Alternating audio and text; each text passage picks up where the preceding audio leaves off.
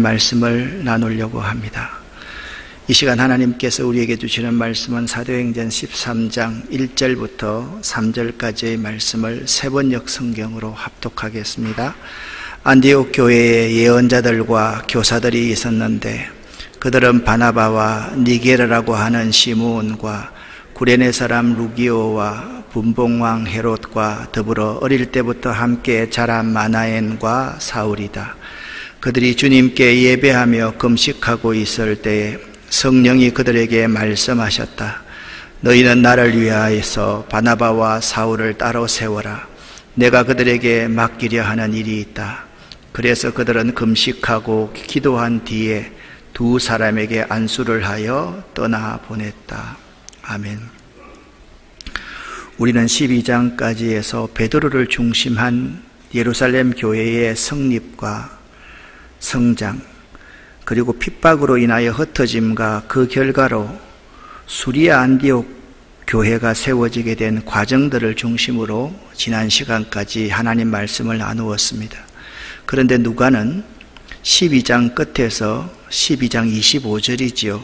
예루살렘 교회의 기근으로 인한 부조를 위하여 바나바와 사울이 안디옥 교회를 대표하여서 예루살렘 교회에 갔다가 다시 안디옥으로 돌아오는 기사를 기록해 놓고 있습니다. 덩그러니 24절까지 끝났는데 25절에 그 기사를 기록해 놓고 있습니다. 이렇게 12장 25절에서 말씀하고 있습니다. 바나바와 사울은 그들의 사명을 마치고 마가라고 하는 요한을 데리고 예루살렘에서 돌아왔다. 여기에서 누가는 복음을 핍박하던 이런 바울을 아직까지도 사울이라고 표현하고 있음에 유의할 수 있기를 바랍니다. 즉 주께서 주신 사명을 감당하는 사람이 예수를 핍박하던 사울이었다는 사실을 밝히면서 이 글을 읽고 있는 독자들도 이 사명에 동참할 수 있음을 도전하고 있습니다. 예루살렘 교회를 중심으로 한 복음의 진보는 12장까지의 내용입니다. 이제 그곳을 넘어서 소아시아와 유럽으로 확장될 것임을 추측 가능케 하는 성경 구절 말씀이 12장 25절 말씀입니다. 그래서 12장 25절 말씀을 말씀해 놓고 13장을 시작합니다. 치밀하고 상세하게 복음의 확장을 기술하는 누가의 이 예고는 13장을 시작으로 이제 사도들이 삶으로 복음을 전한 사실을 28장까지 해서 기록을 하고 있습니다. 따라서 사도행전을 두 부분으로 나누라고 하면 12장까지 한 부분으로 나눌 수 있고 13장부터 28장까지를 한 부분으로 나누어 볼 수 있겠습니다. 12장까지는 유대와 사마리아를 넘어 땅끝으로 향하는 복음의 확장의 전진기지, 전초기도를 세우는 것이라고 한다면 13장부터는 복음이 땅끝까지 진행되는 과정을 우리에게 잘 보여주고 있습니다. 그런 의미에서 13장을 시작하면서 지금까지의 내용을 한번 정리해 드리도록 하겠습니다. 12장까지의 내용은 베드로 중심의 기사입니다. 그런데 13장부터 28장까지는 이제 중심 인물이 바울로 바뀝니다.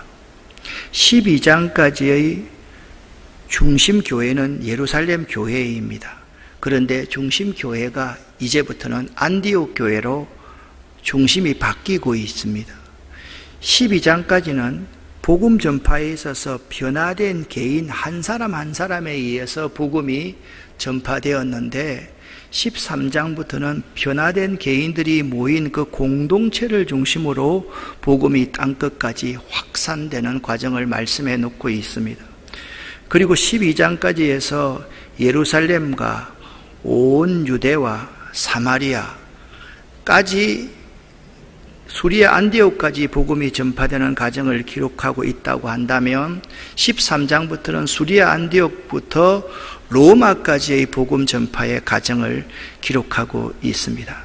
특별히 세상 끝까지의 복음 전파에서 복음 확장을 위한 전진 기지가 어디냐?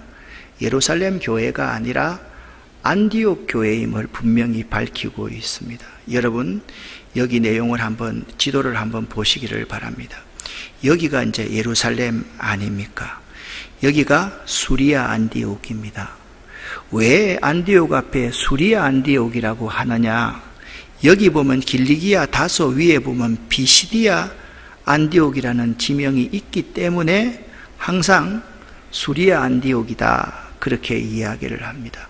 이 수리아 안디옥 교회의 중요한 세 가지의 특징이 있습니다. 최초의 이방에 세워진 교회입니다.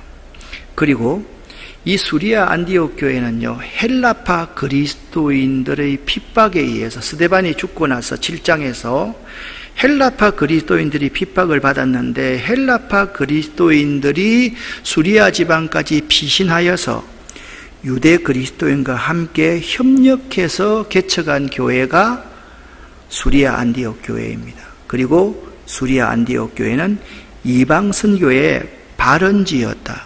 그래서 누가는 12장 25절을 기록하고 나서 13장 1절에 이렇게 시작합니다. 12장 25절을 조금 제가 의역을 해서 기록해 놓았습니다. 바나바와 사울은 그들의 사명을 마치고 예루살렘 교회에 흉년이 들어서 가난한 사람들을 돕는 부조의 일을 마치고 예루살렘에서 안디옥으로 다시 돌아왔다. 그 다음에 13장 1절에 안디옥 교회를 누가는 이렇게 묘사해 놓고 있습니다. 안디옥 교회에 예언자들과 교사들이 있었는데 그들은 바나바와 니게르라고 하는 시므온과 구레네 사람 루기오와 분봉왕 헤롯과 더불어 어릴 때부터 함께 자란 마나엔과 사울이다, 그렇게 말씀하고 있습니다. 안디옥 교회 전임 사역자, 전문 사역자가 5명이었습니다. 그러니까 안디옥 교회에 바나바와 사울뿐만 아니라 훌륭한 지도자들이 많이 있었는데 그 가운데 니게르라고 하는 시므온과 구레네 사람 루기오와 분봉왕 헤롯의 젖동생 마나헨이 있었다라고 누가는 증언하고 있습니다. 니게르라고 하는 시므온, 그는 피부색이 검은 니그로 흑인이었습니다. 그래서 그의 이름을 니게르라 하는 시므온이라고 하였습니다. 루기오는 안디옥의 이방인들에게 복음을 전한 구레네 사람 중에 한 명이었습니다. 이 사람 역시 아프리카 사람이었습니다. 그리고 헤롯의 젖동생 마나엔입니다. 그는 당시 왕자였던 헤롯과 함께 성장한 유명한 왕가에서 자란 사람이었습니다. 그러니까 여러분 가만히 보십시오. 흑인 시므온과 루기오와 마나엔 이 세 사람은 안디옥 교회가 개척되고 나서 평신도 지도자로서 사울보다 먼저 그 교회를 섬기고 있던 자가 이 세 사람들임을 알아야만 합니다.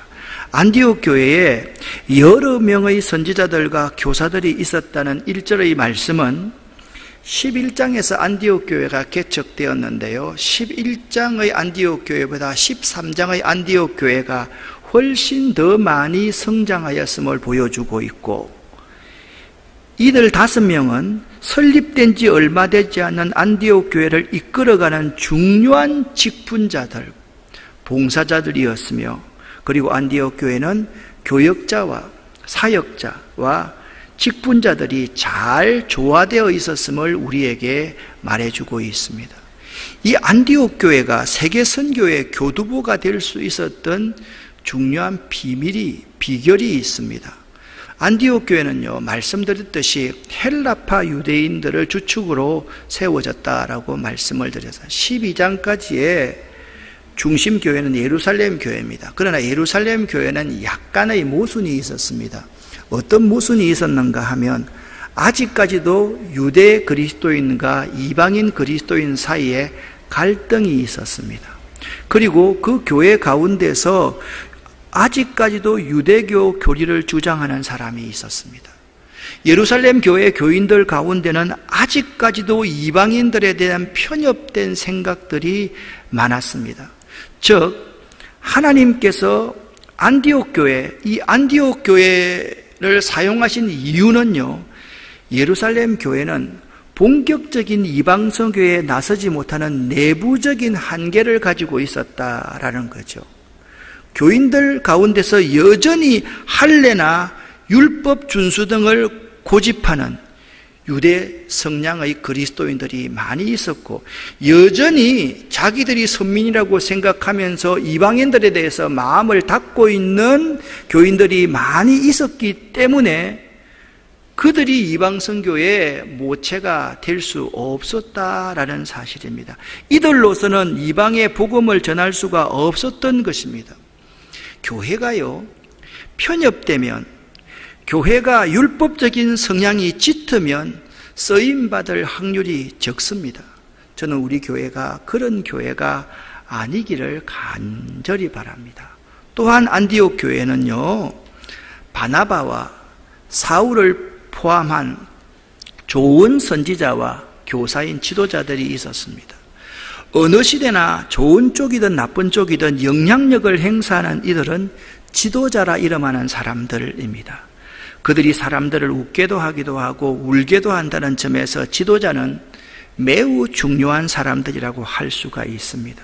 안디옥 교회는 그런 의미에서 좋은 지도자들이 있는 좋은 교회였습니다. 그 점을 하나님께서 쓰신 것입니다. 그런데 오늘날 이 민족이 참 염려가 될 때가 있습니다.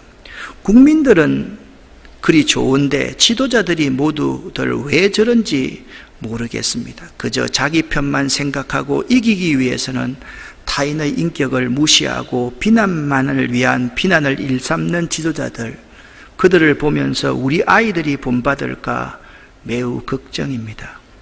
왜 그러는지 잘 모르겠습니다. 마찬가지입니다. 기독교 지도자들도 예외가 아니고 더할 때가 참 많습니다.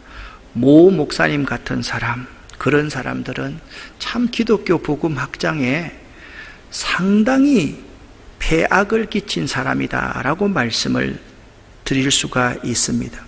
기독교 지도자들 가운데 교리적이고 교조적인 사람들이 많습니다. 상대에 대한 배려나 사랑은 없습니다. 그저 비난만 하는 일만 일삼습니다. 우리들 가운데도 여러분이 생각하는, 지지하는 그런 집단과 다르면 상대에 대해서 날마다 비난만 일삼는 평시도 지도자들이 참 많이 있습니다. 그런 교회, 그런 교인들은 하나님이 사용하시지 않습니다. 안디옥 교회는 좋은 지도자들이 교인들을 말씀으로 잘 양육했습니다. 사도행전 11장 26절 말씀을 보면 두 사람은 1년간 줄곧 거기에 있어서 교회에서 모임을 가지고 많은 사람들을 주의 말씀으로 가르쳤다라고 말씀하고 있습니다. 두 사람이 누굽니까? 바나바가 고향으로 피신해 있는 사울을 데리고 와서 함께 바나바와 사울 두 사람이 안디옥 교회에서 1년간 모임을 갖고 사람들을 하나님의 말씀으로 양육했습니다. 그 결과 제자들이 안디옥에서 비로소 처음 그리스도인이라고 불리었다라고 말씀하고 있습니다. 교회는요, 모임을 가져야만 합니다. 모이기를 피하는 어떤 습관처럼 하면 안 됩니다. 지도자의 가르침을 교회는 잘 받아야 됩니다. 그래서 좋은 교인이 될 수가 있습니다. 무엇보다도 안디옥 교회의 특징은 주의 손이 그 교회 위에 머물러 있었다. 사도행전 11장 21절 말씀을 보면 주님의 손이 그들과 함께 하시니 라고 되어 있습니다.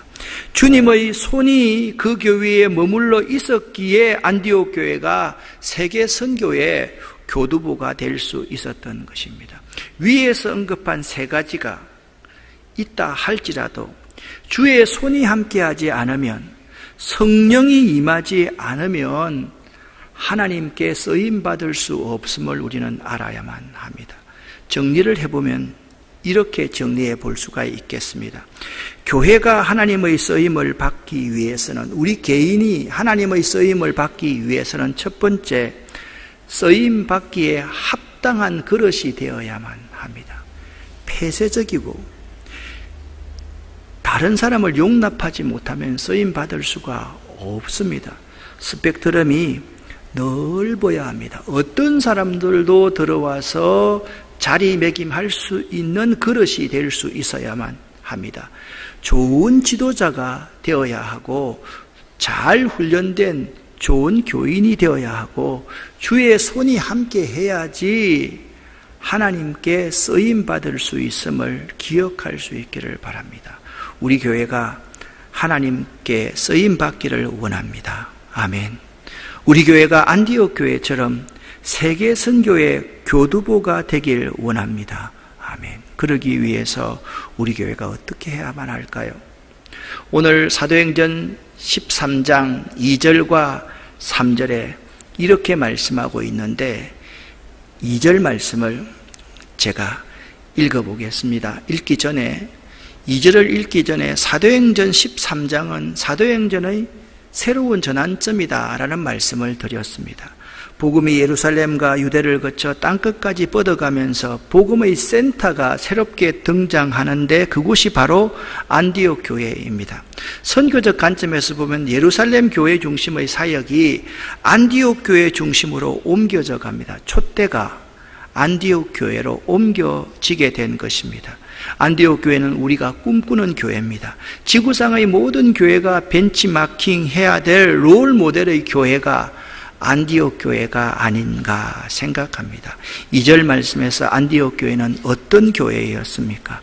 주를 섬겨 금식할 때에 성령이 이르시되, 여기 섬기다라는 헬라의 의미는 봉사하다는 의미와 함께 하나님을 섬기는 서비스, 예배 행위를 뜻합니다. 오늘 본문에서 주를 섬겨 이 헬라 원어의 번역은 주님께 예배 드리고 있을 때라고 번역한 공동 번역이 옳습니다. 새 번역도 마찬가지입니다. 그러니까 안디옥 교회를 교회되게 만든 것은 예배였음을 알 수가 있습니다. 새 번역을 2절에 보면 이렇게 말씀하고 그들이 주님께 예배하며 금식하고 있을 때에 성령이 그들에게 말씀하셨다라고 말씀하고 있습니다. 뉴 인터내셔널 버전에 의하면 이것을 워시핑, 그들이 예배 중에 있을 때라고 단어를 사용하고 있습니다. 그러니까 그들이 예배 가운데 있을 때 성령께서 그들에게 말씀하였던 것입니다. 안디옥 교회는요, 예배를 잘 드렸고 예배에 최선을 다했습니다. 그냥 예배 드리는 것이 아니라 금식하며 예배를 준비했습니다. 즉 안디옥 교회 성도들은 예배에 목숨을 걸었다는 말입니다. 초대교회 성도들은요, 더 좋은 예배, 하나님이 받으실 만한 예배, 주님이 만나주시던 예배에 대한 몸부림과 열망이 초대교회에 있었습니다.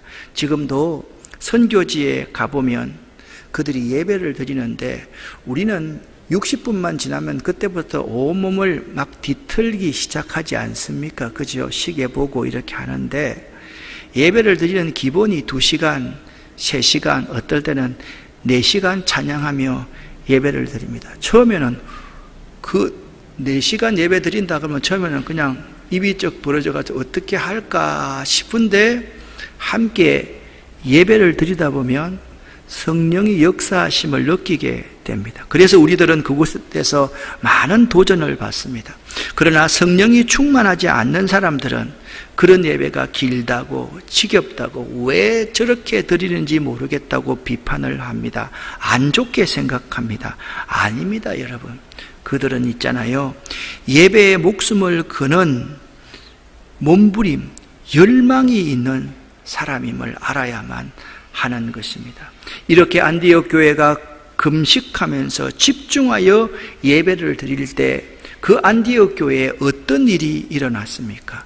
그들은 하나님의 음성을 듣게 되었습니다. 2절 말씀을 이렇게 설명을 하겠습니다.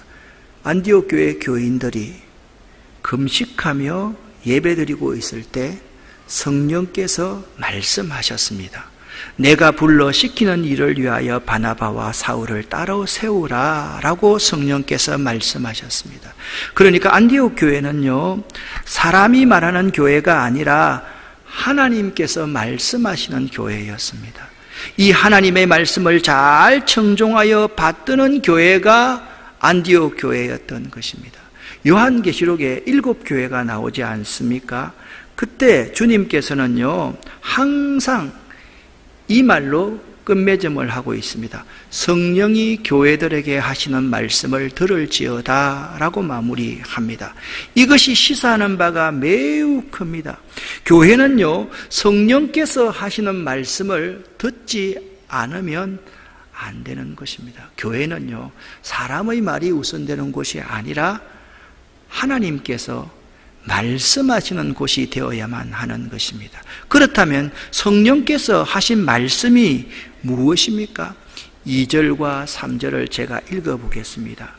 안디옥 교회 교인들이 금식하면서 예배드리고 있을 때 성령께서 말씀하셨습니다. 내가 불러 시키는 일을 위하여서 사람을 따로 세우라 라는 말씀을 하셨습니다. 하나님이 시킬 사명이 있었다는 겁니다. 그 사명을 위해서 사람들을 따로 세우라고 성령께서 예배드리고 있는 그들 가운데 말씀했습니다. 그들은 즉각적으로 순종합니다. 그들은 금식하며 기도하고 난 후에 두 사람, 바나바와 사울 두 사람에게 안수하여서 드디어 1차 선교 여행을 보냅니다. 이것이 13장 4절부터 내용입니다. 주님께서 불러 맡기시려는 사역이 있었습니다. 그것은 땅끝까지 복음을 전하는 일입니다. 또한 성령께서 하나님의 꿈, 선교를 위해서 일꾼들을 따로 세우라라고 말씀하신 것입니다. 그들은 즉각적으로 순종하여서 금식하며 기도하면서 바나바와 사울 그 교회를 이루어나는 두 기둥들을 세계 땅끝까지 선교사로 파송한 교회가 되었던 것입니다. 사랑하는 여러분, 선교는 불가능을 가능케 합니다. 선교는요, 세상을 변화시킵니다. 우리가 복음을 전하는 것은 교세를 확장시키기 위해서 복음을 전하는 것이 아닙니다. 이 복음이 세상을 변화시키고 사람을 변화시키기 때문에, 그래서 그들이 구원받게 되기 때문에 복음을 전하는 것입니다. 우리나라에 60만 명의 군인이 있습니다. 군선교가 얼마나 중요합니까? 군에서는요, 군사력이라는 전력이 참 중요합니다. 그런데 군사력 중에 가장 중요한 것은 정신전력, 사기입니다. 많은 우리나라 역대 대통령 가운데 특히 믿는 장로라는 대통령들이 권력을 위해서 군목들을 줄이기 시작했던 분들이 장로라는 분들이었습니다. 요즘은요, 자유와 자율, 인격을 위한다면서 종교행위 자체를 사실상 못하게 합니다. 제가 이런 말을 하면, 아니 목사님, 사실상 못하게 하다니요, 그게 말이 됩니까? 다 허락되어 있습니다 라고 말을 할 것입니다. 이런 말을 하면 다 하게 된다고 말할 것입니다. 그러나 실제 우선순위가 아주 뒤로 밀려 있습니다. 이래서는 결코 안 됩니다. 여러분, 얼마 전에 안타까운 죽임을 당한 공군 여중사도 교회 다니는 자매였습니다. 좀 더 우리 교회가, 좀 더 군에 있는 군목들이, 좀 더 신앙인 지도자들이 관심을 가졌다면 그런 비극을 예방할 수 있었을 것입니다. 참으로 안타까운 일입니다. 이 그림을 한번 보십시오. 서울 마포구에 있는 양하진 외국인 선교사 묘원입니다. 여러분, 시간이 있으면 꼭 한번 가보시기를 부탁을 하고, 거기 있는 비석에 하나하나를 여러분들이 한번 읽어보면서 지나쳐 보시기를 바랍니다. 이곳 양하진 외국인 선교사 묘원에 안장되어 있는 사무엘 포먼 무어 선교사가 있습니다. 모삼열 선교사입니다. 이 선교사님의 다른 별명이 백정의 선교사라고도 불립니다. 말씀드렸지 않습니까? 선교는요, 세상을 변화시키고 사람을 변화시킵니다. 이 모삼열 선교사는 서울의 양반마을인 지금 롯데호텔 부근인 곤당골에 교회를 세웠고 학당도 운영했더랬습니다. 학당에 다니던 봉출이라는 사람을 통해서 박가라는 백정이, 자기 아버지입니다, 장티푸스에 걸려서 사경을 헤매고 있다는 소식을 접한 무어 선교사는 당시 제중은 현재 세브란스 병원 의료 선교사요 고종 황제의 시이였던 에비선을 데리고 백정마을 관작구를 방문했습니다. 여러분 한번 생각해 보십시오. 황제의 시이였던 에비선이 백정마을에 나타난 것도 놀라운 일인데, 황제의 시이가 이름도 호적도 없고 거주도도 제한된 천민 백정을 치료했으니 대단히 센세이션한 일이었지 않았겠습니까? 에비선은 치료로 죽어가던 백정을 중심으로 섬기면서 그를 살려냈습니다. 살아난 그 백정이 이름이 박가였습니다. 이 박가는 회심하여서 무어 선교사가 심우하던 곤단골 교회에 다녔습니다. 백정이라는 사실은요, 당연히 숨겼고요, 무어 선교사로부터 성춘이라는 이름을 얻고 세례까지 받았습니다. 우리 옆에 있는 강화도에도 가면 이런 일들이 많이 있습니다. 사람이 진심으로 변하면 조상으로부터 받은 성은 바꿀 수가 없습니다. 그래서 중간에 항상 거룩할 성자를 많이 넣습니다. 저 이름이 전규택인데 제가 백정으로서 거듭나고 주님을 위해서 살겠다고 하면 저는 전규택이 아니라 그때부터 전성춘이 되는 것입니다. 그런 일들이 참 우리 초대교회, 우리 한국 역사에도 참 많이 있었습니다. 그런데 나중에 중인도 평민도 아닌 백정이 감히 양반과 한자리에서 예배를 보고 세례를 받았다는 사실이 밝혀지자 양반이 다니는 교회에 백정이 나올 수가 있느냐면서 박성춘을 다른 교회로 보낼 것을 그 교인들이 강력히 항의하기 시작했습니다. 하지만 무어 선교사는 다음 4가지 원칙에 입각해서 결코 물러서지 않았습니다. 첫째, 양반과 백정은 다 같이 하나님의 자녀로 한 방에서 예배드리는 것이 옳다. 둘째, 백정은 이미 양반들에게 존대어를 사용하고 있었지 않느냐. 셋째, 기독교는 천한 자, 소외된 자, 죽어가는 죄인들을 구원해서 천국으로 인도하는 곳이다. 넷째, 기독교는 양반의 종교가 아니므로 상류층만 천당에 가서는 결코 안 된다.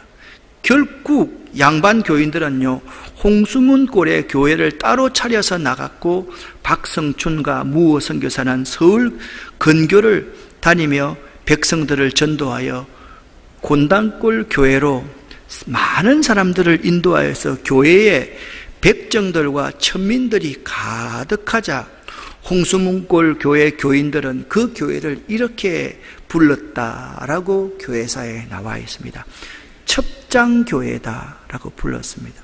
무슨 말입니까? 첩년들과 백정놈들이 다니는 교회라고 비아냥거리며 교회 다니는 사람들이 비판을 했습니다.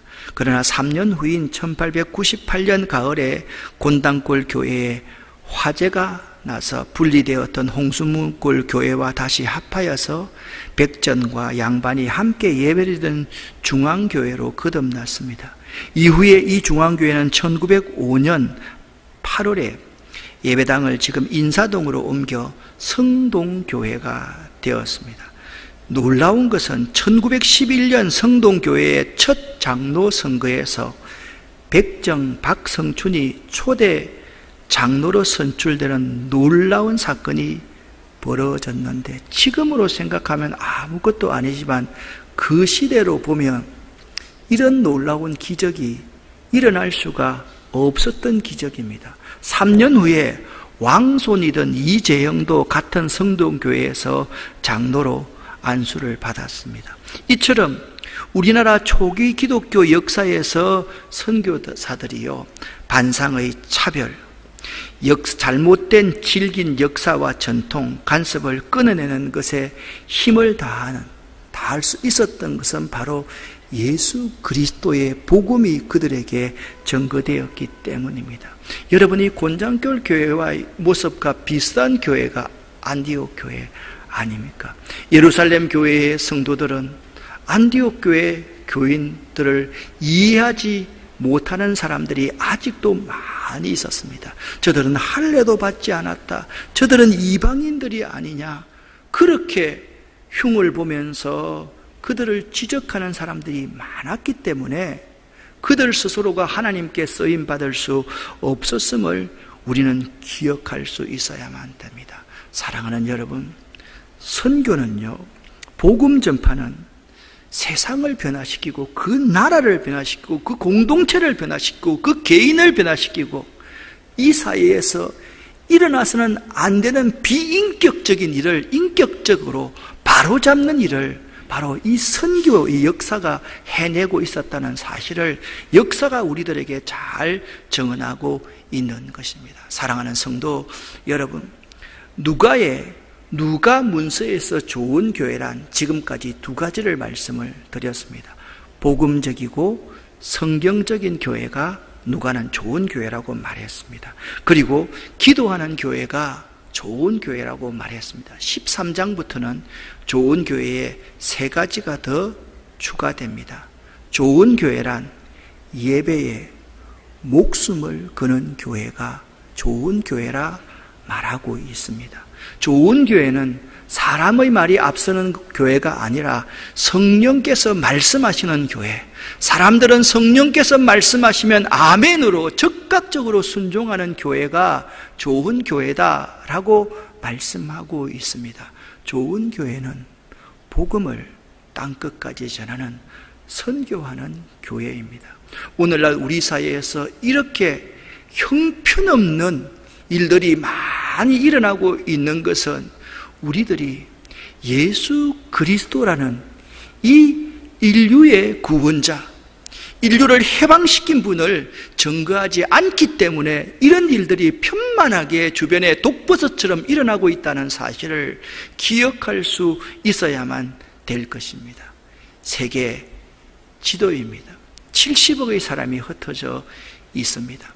땅끝까지 이르러 나의 정인이 되라는 예수 그리스도의 명령에 순종하여 선교하는 교회, 주님께서 찾으시는 바로 그 교회가 우리 아름다운 교회가 될 수 있기를 예수 이름으로 간절히 축원합니다.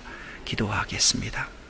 살아계신 하나님 아버지, 저희들이 주님께 쓰임받는 교회가 되기를 원합니다. 안디옥 교회처럼 차별이 없는 모든 것을 받아들일 수 있는 교회가 될 수 있게 하시고, 좋은 지도자, 좋은 훈련된 교인들이 있는 교회, 그리고 주의 손이 함께하는 교회가 되기를 원합니다. 우리를 사용하여 주시옵소서. 우리 교회가 예배에 목숨을 거는 귀한 교회가 되기를 원합니다. 이 예배가 살아있는 교회, 성령께서 말씀하시는 교회가 되기를 원합니다. 그래서 주님께서 가지고 있는 그 뜻을 이룰 수 있는 교회가 되기를 원합니다. 우리를 사용하여 주시옵소서. 예수 그리스도 이름으로 축복하옵고 기도드립니다. 아멘.